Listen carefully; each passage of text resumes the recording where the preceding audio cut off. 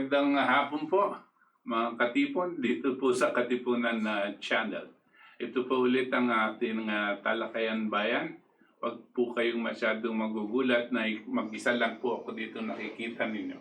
Pero ang kasama kong si RJ is somewhere a few kilometers away, but he will be joining us dito po sa ating talakayan. Ang title po na ibinigay natin dito for today is The Invisible Enemy. Anyway, ako po si Butch Valdes ng KDP at andyan na ba si RJ? RJ, bumati ka muna sa ating mga nanonood. Sa lahat ng mga people at Professor Butch Valdes. Okay. Nawawala siya. Dito po ako. Sige. Okay. Go. Ulitin mo nga. Isang mapagpalayang araw po sa lahat ng mga katipon. Patuloy po sumubaybay dito sa Katipunan channel. Sa ilalim po ng Katipunan Demokratikong Filipino. Isang magandang araw po sa inyong lahat. Pagkapat tayo ay tumataan sa ganitong kritik. Patuloy po yan. Okay, gusto namin pong pag-usapan ngayon para sa atin din at ihintayin po namin ang inyong mga komento, reactions at mga suggestions dito po sa ating programa habang tinatalakay po natin ito. Programa po natin ang title The Invisible Enemy. Na po natin sinabi to sa aming pong palagay. Ito pong siyempre, ang virus and sickness, ang epidemic, is an enemy of the people and it's really indeed invisible. No? Bigla-bigla na lang tayong nagkakasakit at ganito at mahahawa at all of that. No? Yan pong isang klaseng enemy. Pero mayroon pa bang ibang enemy na hindi natin nakikita na antala ang mga kinakailangan gawin ng ating Pangulo, ng ating leader. No? Pero nakatago sila, invisible enemy din yan dahil ang kapakanan ng taong bayan ang naapektuhan. Meron din ibang enemy na sinasabi natin taliwas ang ating pong sinasabi, yung hindi sumusunod sa mga regulasyon. Pwede natin itong again talakayan at dagdagin natin habang pinapag-usapan natin. Di ba, RJ? Tama po kayo. Ang mga kalaban na ito ay magaling pong magpupli. Magaling po silang magtago at ginagamit ang kanilang mga kapangyarihan at kayamanan. Lalong-lalo na po ngayong panahon ng coronavirus. Na sana ay dapat ay magkaisa, magsama-sama at huwag gagamitin ang sitwasyon para lamang makapanglamang ng kapwa at may postura na kunyari ay tumutulong sa mga mamamayan pero ginagamit ang yung coronavirus situation na ito para pabanguhin yung mga pangalan ng kanilang mga kumpanya at kanilang mga individual na mga pangalan. Unang-una po, gusto kong talakayan itong invisible enemy na coronavirus. No? Palagay ko, never in the history of the Philippines, nor probably in the history of the world, at least during the time that as much as I can remember, that this has happened in a global scale. No? Pinaghahandaan po itong paglaganap nitong epidemyang to, nasa pandemic levels na nga dahil global, no? At nag-anticipate po na million po ang eventually mamamatay, no? Lahat po ng mga bansa ngayon ay ito ang ine-expect dahil hindi sila talagang nakahanda dito sa magnitude and severity of this problem, no? Because of this, ang panawagan po ng ating mga ibang leader ay kinakailangan, imbes na maghanap ng paraan kung sino mas magaling, Amerika o China o Russia o ganito, ganyan. Kinakailangan magtulungan talaga lahat ng mga kinaukulan na leader na nations na may kakayanan para maibsan agad-agad itong epidemyang to. Because this is unprecedented in history. At hindi po natin alam kung gaano karaming mamamatay. The more unprepared the country is, the greater the number of casualties or mga victims of the virus. Hindi po ba, no? Ngayon, dito po sa atin, ina-assess po natin dito sa mga nakaraan araw ang ating kakayanan harapin itong krisis na ito. Ang una-una pong hakbang na ginagawa po ng ating pamahalaan ay sinasabi nila to try to contain the disease, no? Etong sinasabi nilang imbes na daw magiging yung curve, dahil ang curve po na sinasabi nila, bakit ng mataas, padami ang mamamatay at may afflict, tapos biglang mabababa na yan. Yun daw ang curve ng isang epidemya. Pero ang ginagawa po ng ating pamahalaan, ng objective is to flatten this curve para hindi po aakyat dito sa taas na ito. Okay lang yon kung ganyan ang ating objective, no? At but we have to be realistic to see whether you have the wherewithal, if you have the infrastructure, if you have the hospitals and the doctors and the nurses and the caregivers, if you have the test kits, and all of that is necessary for you to bring down that curve to that level na ano. Ang bansang China po, nag-declare na sila that they are already coronavirus free. As of yesterday po, na wala pong reported na afflict ng coronavirus. Bumaba po ng bumabayan from several thousands at pumunta sa hundreds, tapos 200, tapos 100, tapos 45, tapos ngayon wala na po yatang dinideclare na nagkakasakit on the daily, bagong sakit na on the day basis.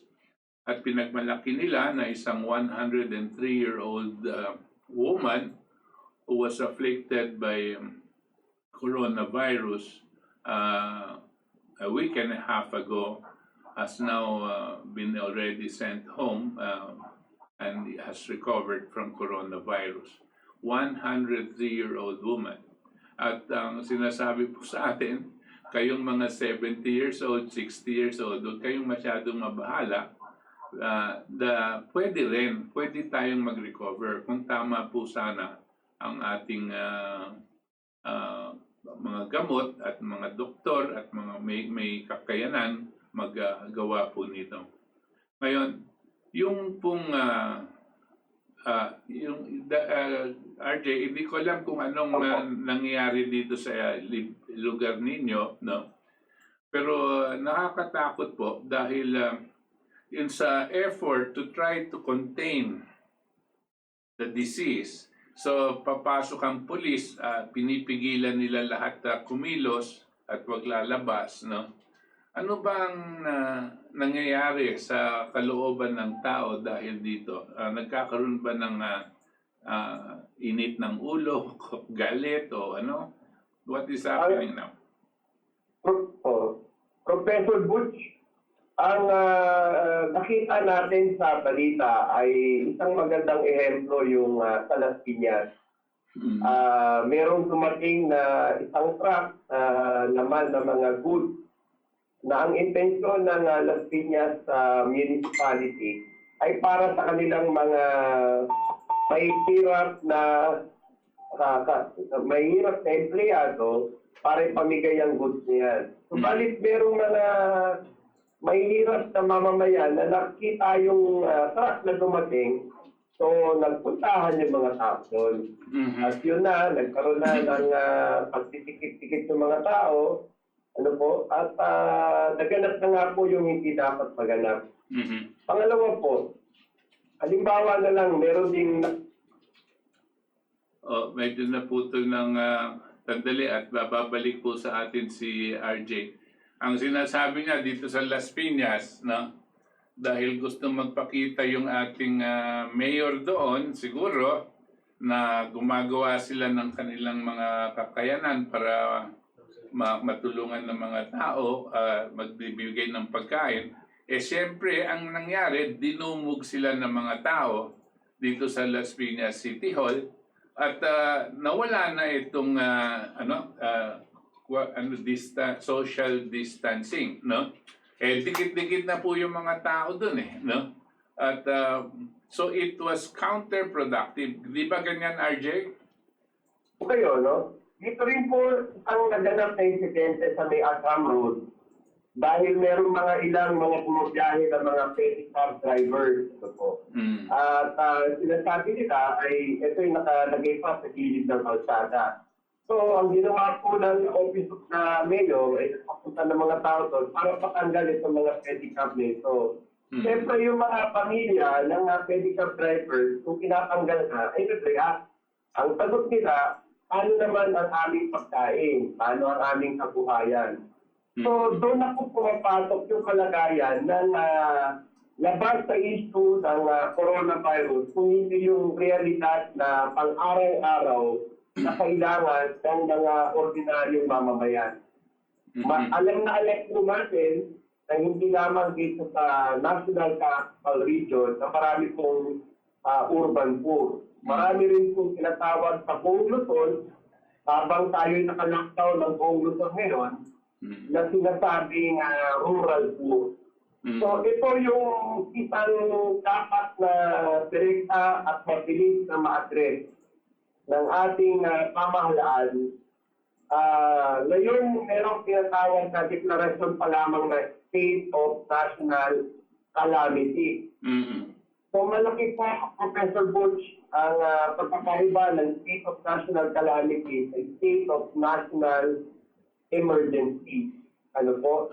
So, para ang at mga kahihirap na kababayan, Professor Butch, ay magbigyan po ng katiyakan na sila ay hindi magugutom. Kinakailangan gumawa na po ng direktang aksyon ng isang definite declaration ang Presidente patungkol sa State of National Emergency. Tama ka, RJ, no? At alin ang madalas na nating minumungkahi dito sa ating programa, lalong-lalo na itong State of National Emergency, no? Para po tayong nasa isang giyera, no? Kung may giyera po tayo at meron tayong enemies na pumapatay sa ating mga mamamayan, no? Siyempre, anong gagawin mo? Di mayroong state of emergency ka, hindi ba po? Eh, itong coronavirus na ito, it's threatening to kill us by the millions, no? Hindi natin po alam kung ilan ito. Itong pinapakita sa ating pangapahayagan na 190, tapos 9 o 10 ang namamatay. Alam nyo po, ang reportorial system natin, how to report this, those that are infected and how, nobody knows exactly how efficient that is. Kasi po, hindi mo alam kung meron ka, no? Tapos kinakailangan pag meron ka, you will call up the Department of Health and then papapuntahan nila ikaw sa bahay mo para mag-check, bibigyan ka ng testing kung meron ka nga. Tapos sila ang magdadala sa iyo sa mga ospital. Ang sistema po ay hindi ikaw ang pupunta sa mga ospital kasi marami pong mai-infect din. Pero ang problema din dito, sino ba ang makakatawag sa DOH? Ito bang mga mamamayan natin na may hirap, no? Meron ba silang kakayanan gumawa ng ganyan, no? At ang laking-laking posibilidad na itong mga mamamayan natin may hirap, itong mga nasa squatters, na itong mga nasa iba-ibang lugar, no, na walang kakayanan magtawag pa sa DOH, ay meron ng mga infected diyan, marami na at hindi pa natin alam at lumiligid pa sila sa atin. Kanya ito ang nakakatakot dito sa invisible enemy, hindi ba? Kanya kung ikaw yung presidente, tulad po ng sabi ni RJ, this is an enemy of the state. Lalo na, it makes it much more difficult dahil hindi mo nakikita, no? So ano-ano ang kailangan mong gawin para itigil ito? Ang sinasabi ni RJ, sinasabi ko rin, at kami po ng lahat sa KDP, kasama na rin ang Kamao, sinasabi namin, unang-una is to take over the public utilities. Kasi yung public utilities, ito po ang direkta na nakakabigay ng tulong sa publiko. If that is left in the hands of profiteers, in the hands of rent seekers, in the hands of oligarchs, no?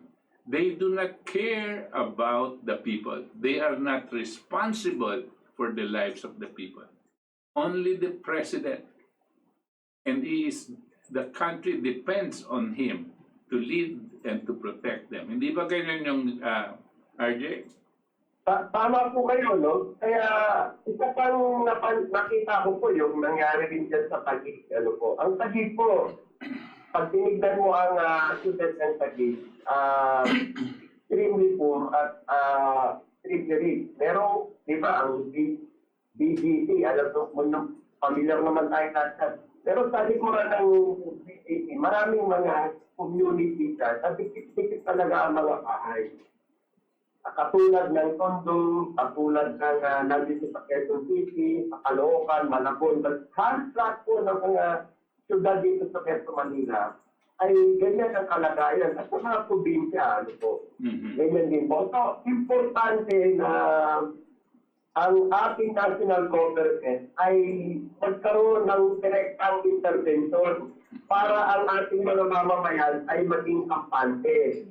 Magkaroon po ng mga organisadong pagkilos tulad halimbawa ng pagpapayag ng presidente ng ang tubig habang ang panahon ng coronavirus ngayon ay libre, walang bayad. Kung tatagal po na isang buwan, kung tatagal itong 2 buwan, libre muna dapat ang tingil sa Maynilad, Maynila Water, Prime Water, at iba pang mga water facilities sa buong bansa. Ganun din po, kuryente. Dapat ang Meralco libre sa panahon po ngayong coronavirus o COVID-19. Dahil ang mga announcement na ito ay makapagbibigay ng aginhawaan sa publiko at ang kanilang isipin na lamang ay yung rasyon ng pagkain na mismo rin ang gobyerno ang pwedeng gumawa o magbigay. Naalala niyo po, Professor Butch, last year, nagkaroon tayo ng tinatawag na rice tarification law.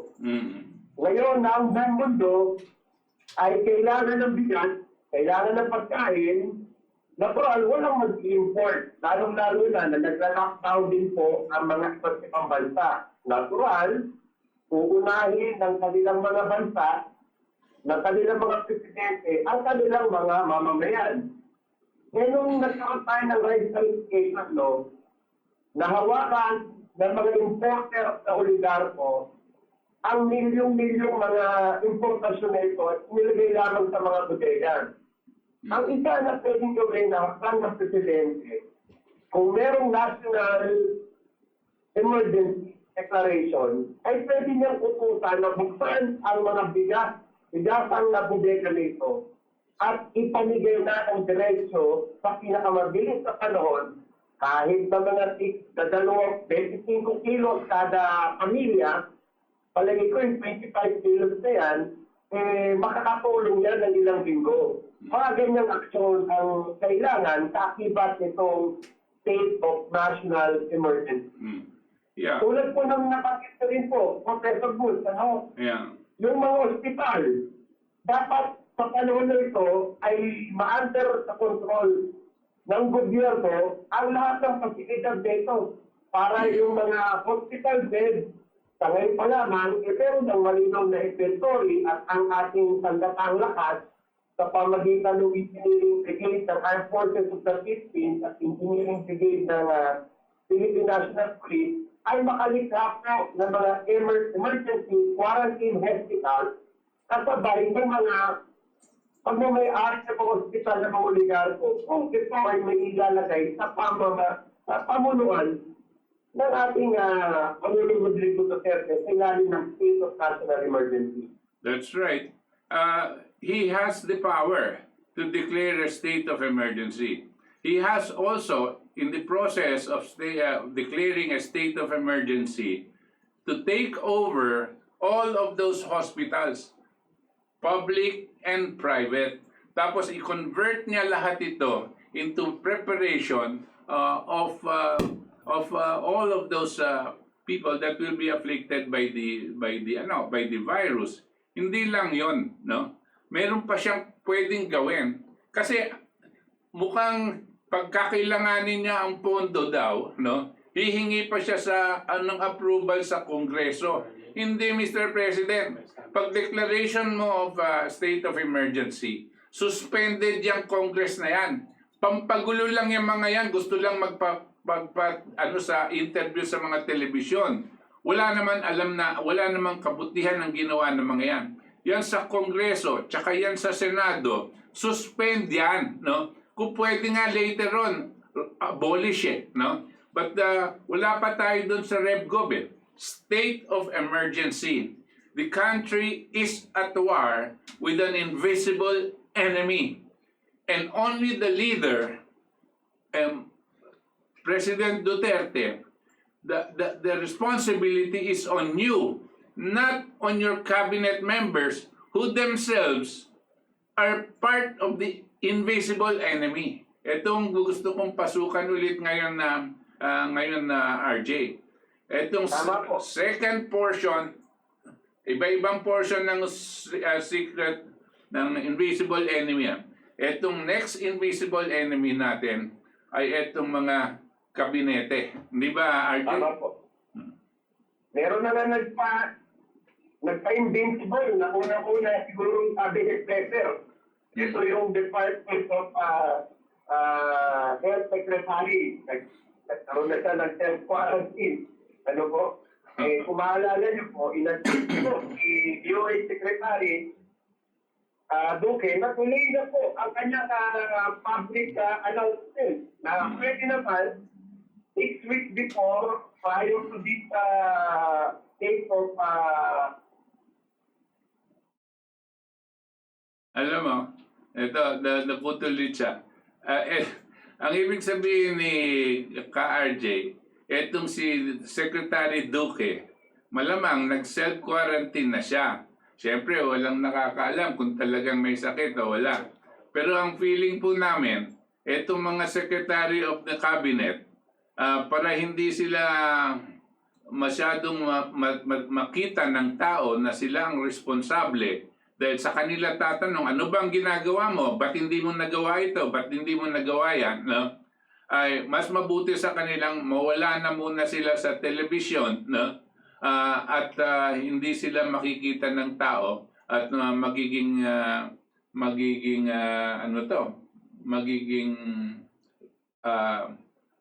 responsible dito sa nangyayari. Kasi habang nakikita sila, Secretary of Health, sa kanya nakatutok lahat. Tapos, wala ka palang alam, Secretary of Health. Hindi mo pala mabilang yung mga hospital beds mo. Tapos, hindi mo pala alam kung paano mo nga ayusin itong epidemic na ito. Marami ka nang sinasalita at bigay explanation, pero walang effective and walang results ang ginagawa mo, no? So, mas mabuti siguro Ang nagsabi siguro ni Duque, tatago na ako dahil sa akin ibibintang lahat ito. Hindi ba ganyan yun, RJ? Tama po kayo, no? Hindi yung katulad ng Health Secretary doon sa isang nakita ko po, no? Sa ibang bansa ko, ito nagkakamali. Parang isang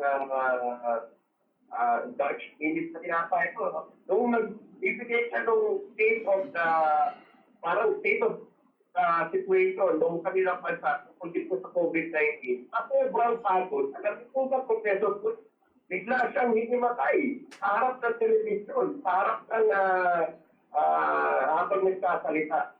Ano ibig sabihin ito? Pinapakita niya na ito talaga nagsasalita itong senior citizen na secretary ito. Ngayon po dito sa atin, ano po, sinasamantala rin ng mga oligarko bilang isang campaign gimmick na kunyari tumutulong sa publiko. Halimbawa po, sinabi nila, ang Maynila, sige, wala munang, kahit di mo na kayo magbayad sa loob ng isang buwan, isiri mo na natin yung payment nyo, pero hindi naman nila sinasabi, libre yung babayaran mong water bill ngayong buwan na ito para sa susunod ng buwan. Pagka ito po yung libre sa comment, ganyan din na sinabi ni Manila Water. Ganyan din po sinabi ni Meralco, ano po, at mga iba pa. Lalo-lalo na ito sinamon ang na nagyabang pa na kaya daw na sustenaan ng 6 na buwan ng kanyang mga produkto sa legal corporation ang mga supermarket sa may laman. Pero hindi naman ito libre. So, ito po yung malaking pagkakaiba sa sitwasyon ngayon na sinasabi natin kung magkaroon ng deklarasyon ng State of National Emergency, mayroong kakayahan ang ating presidente, may kapangyarihan siya, take order niya, pansamantala itong mga facilities nito tulad ng pagkain, lalong-lalo na itong pharmaceuticals, itong hospital, para sa kabutihan at survival ng mamamayan. At ganun din sa kuryente, tubig, isama na po natin yung telekomunikasyon, yung smart, sino po ba may-ari? Ito ba panik ipangilikan? Etong globe, sino po ba may-ari niyan? Ito ba mga Ayala? Pwede mo na libre ang tawag, libre ang paggamit ng data, ano po? Kahit siguro yung mga PLDTs, kahit ipon na yan, no? Para ang mga papitas na nasa loob ng bahay ay magamit nila sa nilang mga communication line na libre. Ano po? Para makausap sila yung kanilang pagmamahal sa buhay, pinagkas dito sa Pilipinas, kundi sa buong mundo, para sila ay maging kampante din. Alam mo, RJ, yung mga tinutukoy mo, hindi yan invisible enemy. Visible enemy yan. No? At hindi yan yung hindi yan magbibigay ng libre. Kanya inihingi natin sa presidente, take over, mag-state of emergency siya. Kanya yan yung mga visible. Yung mga invisible muna, tapusin natin. Etong sila Jokno, yan sila Dominguez, nakatago. Paano? Hihingan sila ngayon ng explanation kung anong gagawin nila dito sa mga namamatay sa gutom. Hihingin sila ng explanation. Anong gagawin ninyo dito sa mga nawalan ng trabaho? No? Anong pagtutulong? Magbibigay lang kayo ng conditional cash transfer? Hanggang ilan yan? Yung packages na pinamimigay ngayon ng ating gobyerno, yung tigti 300 pesos per family, anong klaseng tulong yon? Hindi po mangyayari yan. Kayo ang mga economic managers. Kayo ang mga financial managers. Kayo dapat ang nagbibigay ng tamang direksyon sa ating Pangulo. Ang unang-una, itong sinasabi ni RJ, dapat mag-declare ng state of emergency at kunin ang mga public utilities, ibaba o isuspend ang mga pagbabayad sa tubig at kuryente. Yan ang economic manager's suggestion dapat. At sasabihin mo sa presidente, Mr. President, gawin natin ito para sa kapakanan ng ating mga mamayan. Huwag kayong mag-worry, hindi po babagsak ang ating ekonomiya dahil dyan. Marami tayong matutulungan at maiibsan ang posibilidad ng mga riots, ng mga anarchy. We can stop anarchy by creating these conditions. Yan ang war president. Ganyan ang desisyon dapat. At ang mga alipores niya sa paligid niya, ganyan dapat ang sinasabi. Ang nangyayari dito sa ating mga press conferences, nakikita ko, mga amuyong lang yung nagsasalita eh. Wala silang sinasabi, turuan. That will be the Department of Health, or that will be the police, that will be the position. Ano ba yan? Nasa gera na tayo, turuan pa tayo? Hindi, Mr. President. Ikaw ang presidente. You get the information from them and then you make the declaration. You face the media. Ganyan po ang leader in a time of war. Itong hinahanap natin, yung leader during the time of war. We are in the condition of war. Our enemy is the invisible enemy. Invisible enemy as the disease, and invisible enemies in the cabinet of the President Duterte. Tama po kayo, no? Kaya nga, Professor Butch, itong binabanggit natin invisible enemy, halimbawa po, kung si Rodolfo, ang unang proposal niya ay pangutang tayo ng mahigit sa $1 billion para dito sa COVID-19. Pangutang, ano po? Hindi na sabihin po ni Secretary Dominguez na lahat na may mga pagkakautang sa gobyerno ay dapat magbayad na ngayon. Ano po? Dahil ang Department of Finance ay napailalim niya ang Bureau of Internal Revenue at itong Bureau of Customs, yung number 1 tax collectors para magkaroon po ng pera ang ating bansa. At magamit ang mga pera na ito ngayong panahon ng coronavirus at may tulong lalong-lalo na sa mga kapuspalan nating mga mamamayan at mga no work, no pay na mga manggagawa natin. Oo nga. Pangatlo kong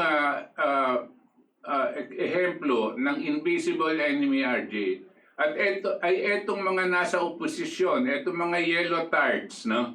Biro-biro mo, at this particular time, when everybody can be afflicted, even they can be afflicted, they are praying, nagdadasal sila na hindi magtagumpay ang ating Pangulo sa paglaban dito sa krisis na ito, no? Huwag naman po. Ang gusto pa nila mamatay si Duterte habang linalabanan niya tong krisis na ito. Yan mga yan are the invisible enemies of the people also, no? Yung mga nagsasalitang ganyan, no? And we must recognize them as real enemies. That is why the president is at war, because he has these three main invisible enemies. And the last invisible enemy that I can think of is ourselves, us as a people. We have to cooperate. We have to cooperate in the sense that seeing to it that there will be peace and order. Dito po tayo natatakot dahil sa hindi nakakayanan ng mga iba, baka po magkaroon tayo ng level ng kagutuman na susugurin na po itong mga tindahan at mga grocery store para sa kanilang kakainin, no? Sana po wag mangyari yan. At ito ang panawagan po natin. The last invisible enemy is fear, no? Fear, katakutan, panic, no? At maski pa paano, each of us must contribute to seeing to it that this thing can be addressed if all of these invisible enemies are taken in. I mean, we are effective in fighting the invisible enemies. And the last invisible enemy, as I said, is us. That we must cooperate. We must work together in trying to have peace and order. Alam natin may malaking problema ang ekonomiya. At itong mga nagtatagong Benjokno at si Dominguez ang may kasalanan dito sa sitwasyon na ito. Sana ang ating presidente makita yon. At pag nakita niya yon, maiibsan po yung ating kalagayan at mababawasan yung ating takot. Alam mo kung bakit? Pag hindi na po kayo kinakailangan mag-isip na magbabayad ng kuryente o ng tubig habang merong krisis na ito, ang laki pong tulong ng ating Pangulo sa ating mga mamayan. At magkakaroon po tayo ng tiwala sa presidente at itong mga sandatahan, itong mga pulis na gumagawa ng peace and order situation effective. Yan po yung sa palagay ko, ito yung 4 na invisible enemies na kinakailangan nating maalala. No? And we need a war president. Mr. President, the buck stops with you. Ikaw lang. Huwag mo nang ipinapasa sa mga cabinet members mo kaysa spokesman dito. Hindi po eh. Sorry, Mr. President. You have to be the one in front of the camera telling the people what needs to be told, what needs to be done, and to do it regardless of what your cabinet says. Ang ko po patay po tayo yung mga nagbigay ng komento sa atin dito sa Katipunan channel. Sabi po ni Ronald Pagtanhan, tama na ka, Butch, ano po, siya po ay taga-Filipino Investor Society. Meron kami na develop na device to control the pandemic COVID-19. Ano? Pagsinindang kami ang gobyerno ito, lalo na yung UH at US, malaki ang contribution natin. At ito ni Ronald Pagtanhan. Ano po? Ayan, Gold Filipino. Sabi rin po ni Luigi Olavides ng Tempo, mayor namin dito sa Quezon City, walang aksyon. Pag-chairman namin dito sa North Central, si Chua, wala ding ginagawa. Tulog sa pangkitan, sabi ni Luigi. So attention na DLG Undersecretary Dino, ano po. Nakikinig at nanonood din po sa atin, kasi Candido Bonsal.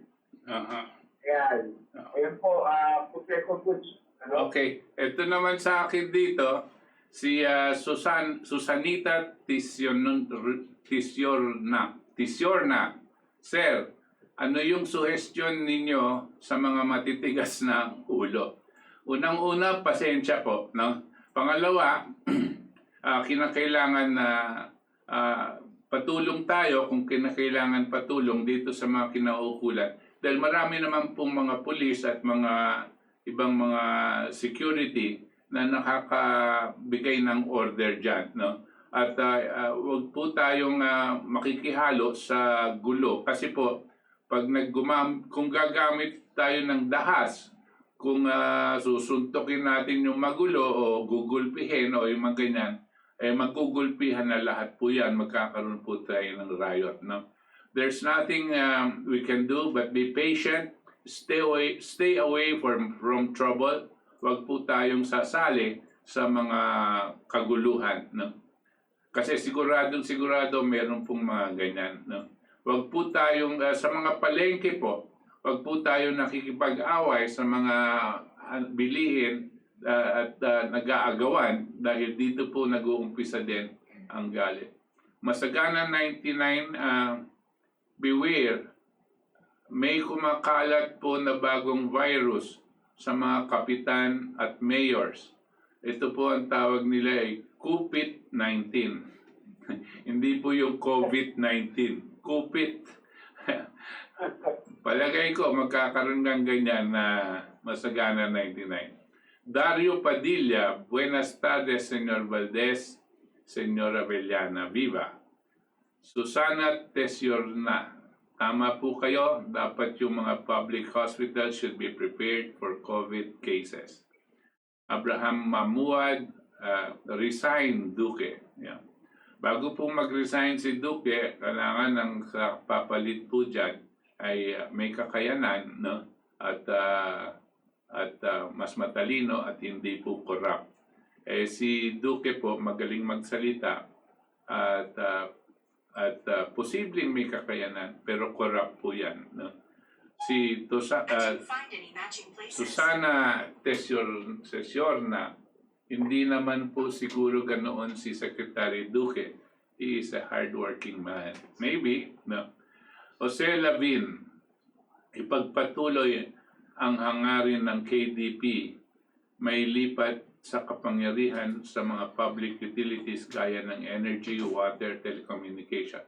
Ang mabilis na solusyon matulugan ng taong bayan sa buong bansa, maibsan ng gastusin ngayong krisis ng ENCOV. Mabuhay Sir Butch at Sir RG at ang KDP. Salamat po. No?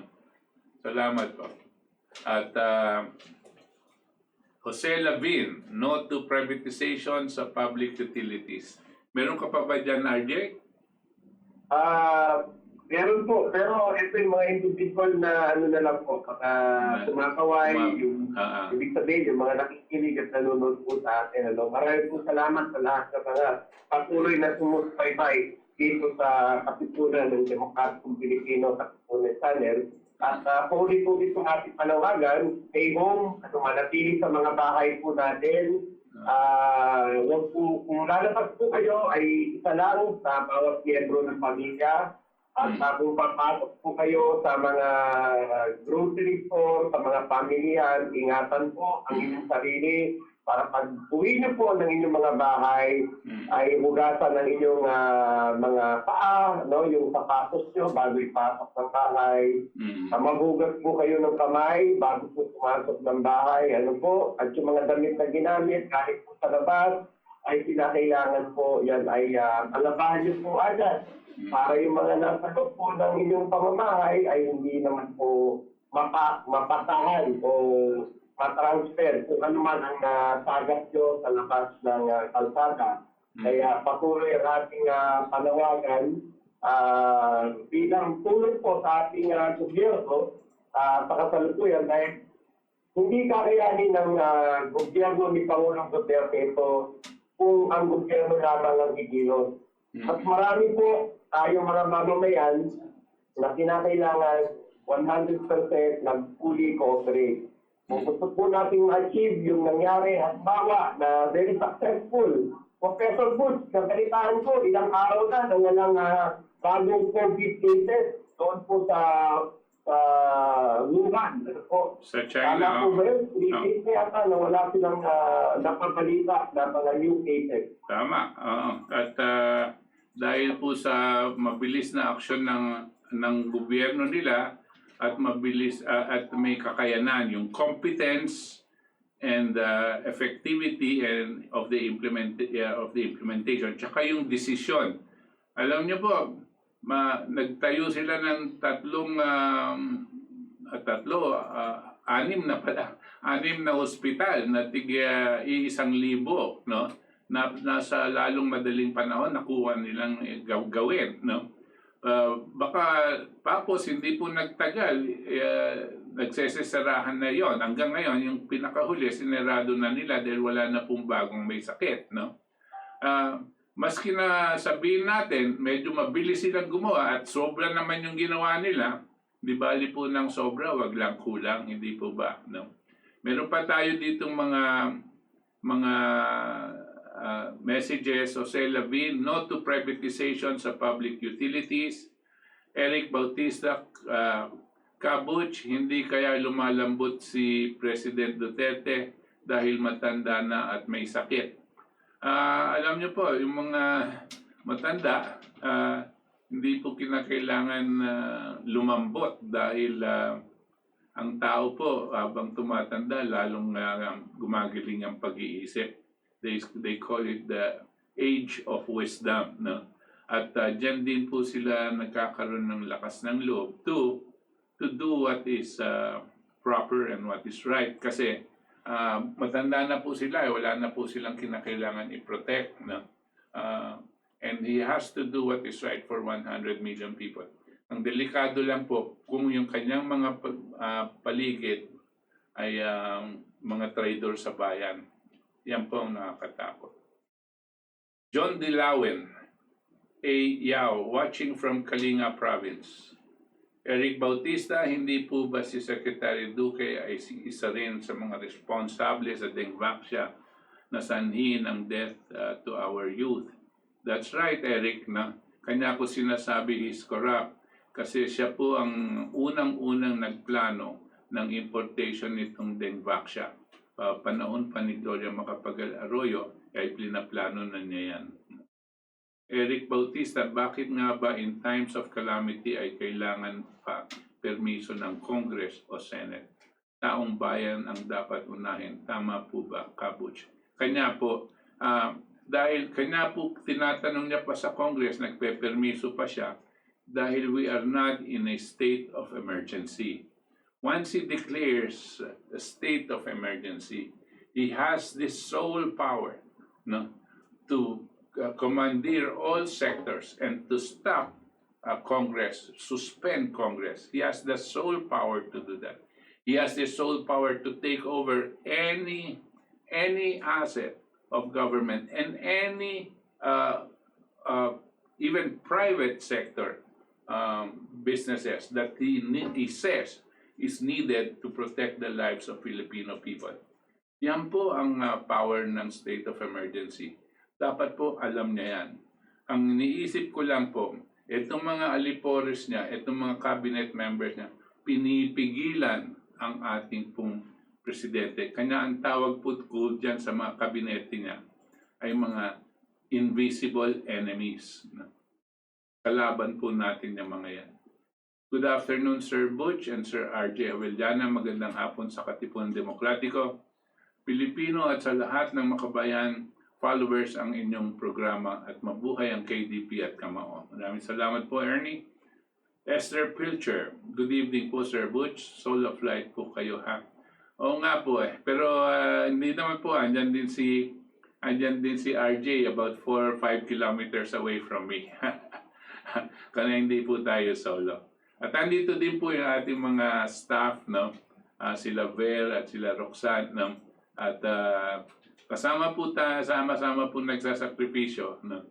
Para lang maka-share sa inyo nitong mga ulat na kinakailangan umabot sa inyo.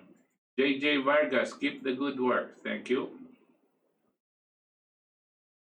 Hanggang doon na lang po tayo.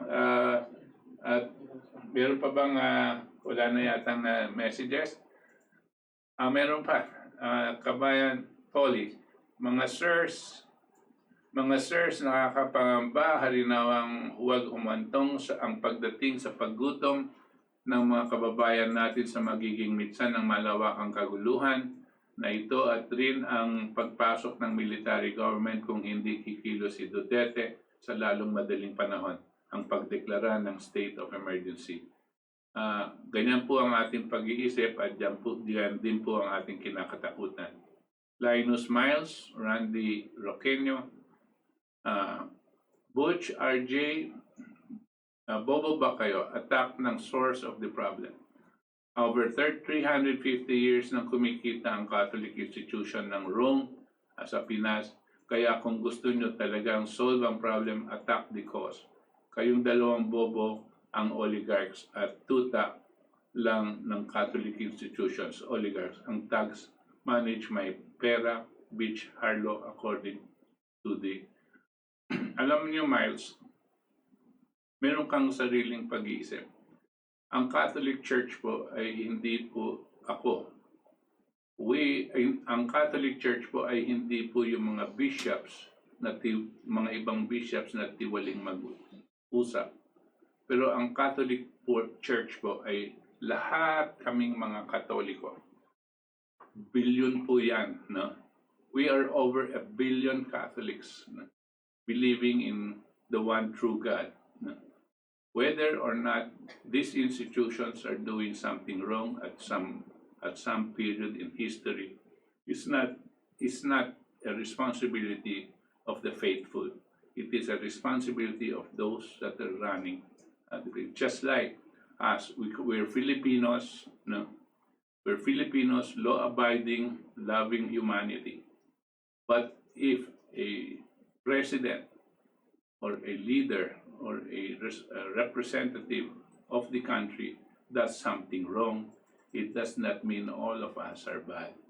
Pakilagay lang po sa inyong pag-iisip yan para medyo kalmado kayong kalmado lang kayo sa inyong mga desisyon, no?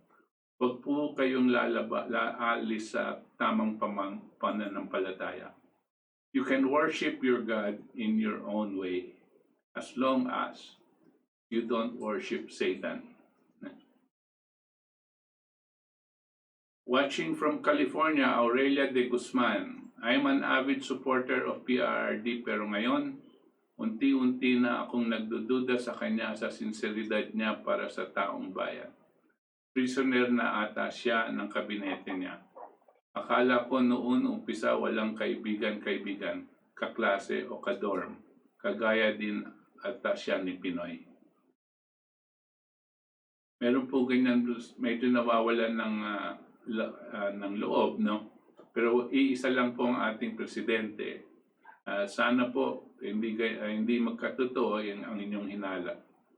Sam Galdiano, panahon na maibalik sa taong bayan yung 20% environmental fee na sinisingil ng water concessionaire since 1997. Hindi naman na-deliver ang taong bayan.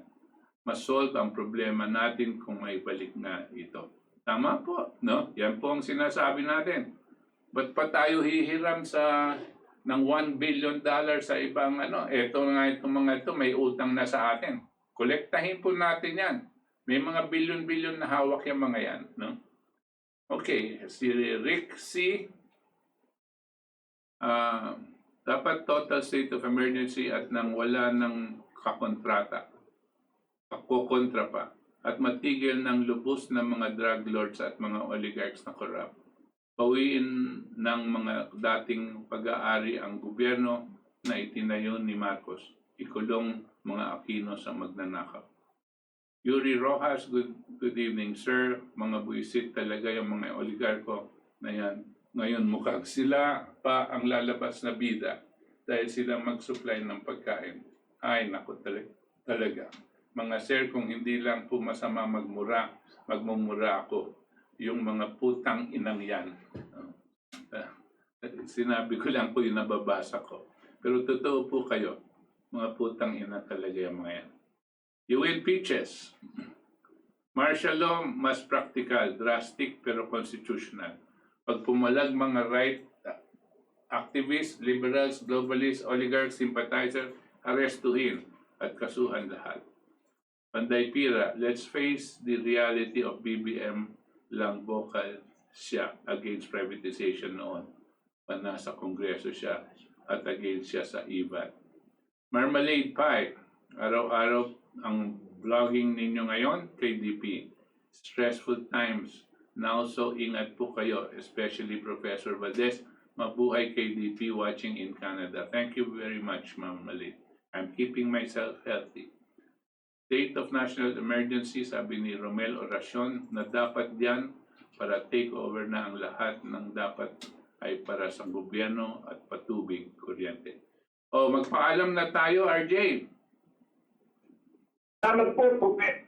Ha? Maraming salamat po sa lahat ng mga sumusubaybay dito sa Katipunan channel. At muli, ang ating paliwagan sa lahat, may tatawid natin ang thesis na ito.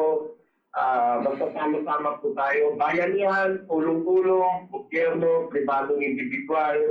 At siyempre, kailangan po ngayon na po dapat Pangulong Rodolfo Duterte, iklara mo na ang state of national emergency. Napakahalaga po itong deklarasyon na ito. Mabuhay po kayo, Professor Butch. Lagi niyo pong alagaan ng inyong kalusugan po at marami pong mga kababayan natin ang kailangan ng inyong liderato at komunyon o kinatang dito sa PPP para sabi nga save the nation. Okay. Mabuhay po kayo. Maraming salamat. Okay, thank you RJ at sa ating pong mga kasama dito at nanonood at sinabayan kami dito sa Katipunan Channel. Magandang hapon po sa inyo, magandang gabi po sa inyo at antabayanan po ninyo ang inyong Facebook accounts at mas madalas po ang ating mga programa na ilalabas po sa inyo. Maraming salamat po at mabuhay ang bansang Pilipinas! Mabuhay!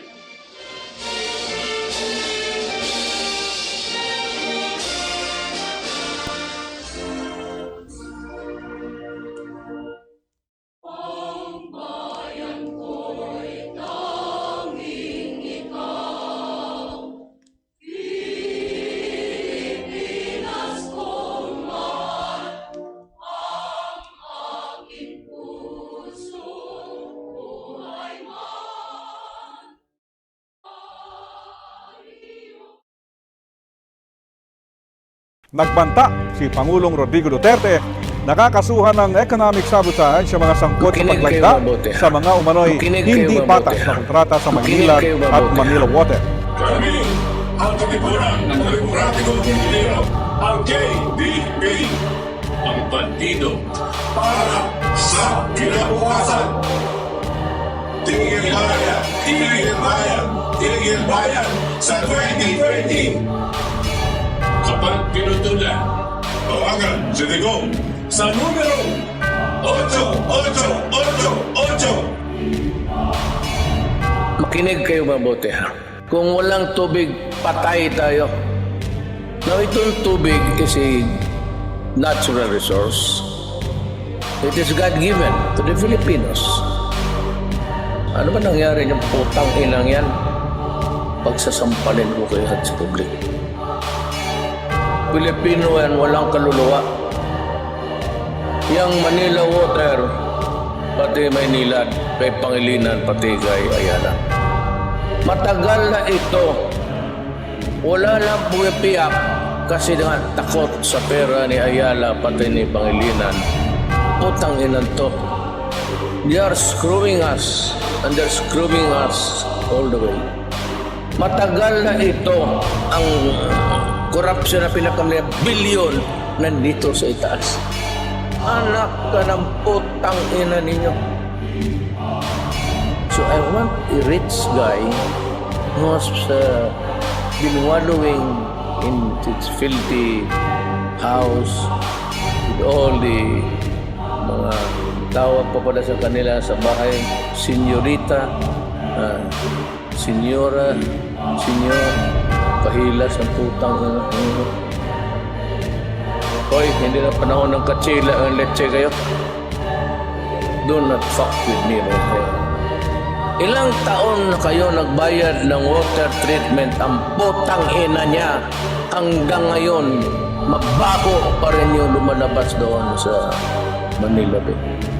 Let's say kayo, walang water treatment, sige kayo kobra. Anong tingin ninyo sa amin?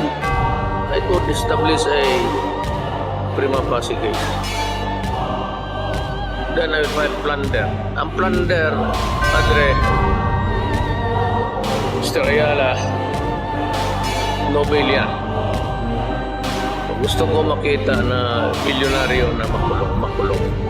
Putang ina, do not fuck with me. Putang ina, do not fuck with me, my friend. Putang ina, do not fuck with me, my friend. I will order the armed forces to operate your order. Kasi, sundalo, take over kayo.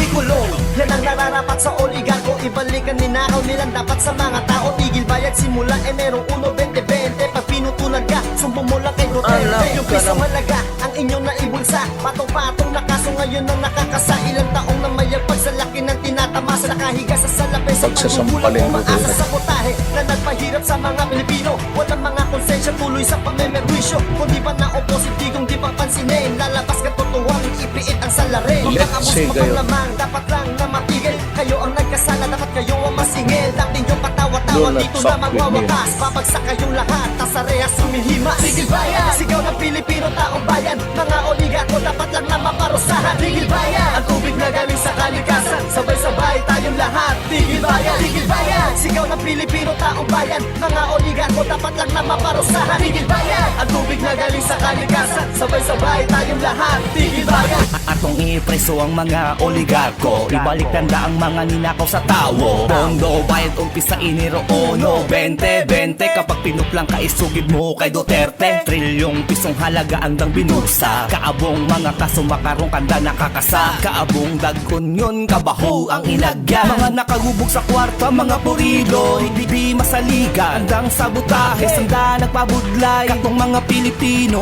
Huwag mga konsyensya, padayo ng perwisyo. Di masairan kung wa pa si Digong nakapungko. Hindi maguwaro matuod na nag-ubra. Mga abusado dapat mapundo. Pondo, bayad, singgit, Pilipino, taong bayan. Mga oligarko dapat sandaro, pasakitan.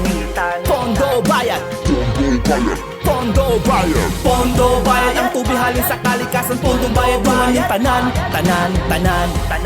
Pondo, bayad. Pondo, bayad. Ikulong maunang bagay sa oligaryo nga tanan. Ibalik ang gikawat para sa mga katawan. Hulong ang pabayad sugod Enero 2020. Kung ikaw putulan nila sumbong kay Duterte. Yung pisong kantidad imbis ihatag gibulsa. Patong-patong nga sala, karon ang nakakasada ko ang gita masaan sa paglingkod pila katuig gahigda sa salapit. Sa kadugay nga pagsalig sa butahing pagpakabudlay sa mga Pilipino. Walay konsensya gipadayon sa ato pagpurisyo. Huwag kapungko si Digong, di na nila mapansin. Maguwas ka matauran, gipiit ang salarin. Mga abusado nga labaw, dapat mahunong malagot. Kamu na ang nakasala, dapat kamu ang masukot. Dati sige mo katawa, mauning katapusan. Sariya sige himas kay nabagsak mong tanan. Hunong bayad, syagit sa Pilipino, taong bayan. Mga oligarko ay dapat lang masilutan. Hunong bayad, ang tubig nagikan sa kalikasan. Magdungan tang tanan, hunong bayad. Hunong bayad, syagit sa Pilipino, taong bayan. Mga oligarko ay dapat lang masilutan. Hunong bayad, ang tubig nagikan sa kalikasan. Magdungan tang tanan, hunong bayad. Prisuhon ang nagakabagay sa oligarko. Ibalik ang mga kwarta kaging kawat nila sa tawo. Untat bayad umpisa Enero 1, 2020. Utang ka mo nila isugid lang sa kay Duterte. Sa trilyon ka piso kantidad nga ilang aging bulsa. Doble-doble nga kaso ang ilang nga mangin karma. Hila katuig na baka namin sa kwarta nga kinumpit sa mga tao. Mga tunto abusado pamerwisyo. Wala ba ka mo naman dito sa inyo nga kinitaan. O di mo nga imo nakuha nyo kaya nga gatasan. Gabi ka mo batasan, hindi mabatasan. Ang inyong gahis ang una mala is the way to heaven. Pero subong mapasan o sabay, amen. Kay ara na si Digong, wala sang makapugong. Oras na nga bukawon ang paminsalo nyo nga lipong pamati. Ang singgit sa katawan, nagasigabong. Untat bayad, singgit sa Pilipino nga katawan. Untat bayad, mga oligarko dapat nahatulan. Untat bayad, ang tubig nga halin sa kalikasan. Tululungan kita tanan isingit. Tigil bayad. Binulgar na ng Pangulo natin si Digong. Ang katiwalian ng mga oligarkong pugon. Tangi siya lang ang ating pag-asa na tutugon. Dito sa mga madugos na dapat nang makulong. Mga walang iya kayo, mga walang pusot yahaman. Inaabuso kahinaan ng mamamayan. Asa nang pinapangako nyo ng magandang serbisyo? Pinako nyo na nga, ginawa nyo bang negosyo? Pagkabi na, kaya dapat lang matigil na ang kasakiman nyo na ugat ng problema. Ang tubig ay buhay, yan ang inyong tandaan. Ngunit itong oligarko ginawa pang kabuhayan. Kaya ikaw na nakikinig nito sa mga mandarambong, huwag ka nang magpauto. Imulat mo ang iyong mata, buksan mo ang isipan mo. Huwag na huwag kang matatakot, si Digong kakampi mo. Tigil bayan, sigaw ng Pilipino, taong bayan. Mga oligarko dapat lang na maparusahan. Tigil bayan, ang tubig na galing sa kalikasan. Sabay-sabay tayong lahat. Tigil bayan, sigaw ng Pilipino, taong bayan. Mga oligarko dapat lang na maparusahan. Tigil bayan, ang tubig na galing sa kalikasan. Sabay-sabay tayong lahat. Tigil bayan, sigaw ng Pilipino, taong bayan. Mga oligarko dapat lang na maparusahan. Tigil bayan, ang tubig na galing sa kalikasan. Sabay-sabay tayong lahat. Tigil bayan, sigaw ng Pilipino, taong bayan. Mga oligarko dapat lang na maparusahan. Tigil bayan, ang tubig na galing sa kalikasan. Sabay-sabay tayong lahat. Tigil bayan. Habulin ko talaga kayo. Habulin ko talaga kayo. Yayariin ko talaga kayo. Yayariin ko talaga kayo. Yayariin ko talaga kayo. Tigil bayan! Tigil bayan! Tigil bayan! Sa 2020! Kapag pinutulan, tawagan si Digong sa numerong 8888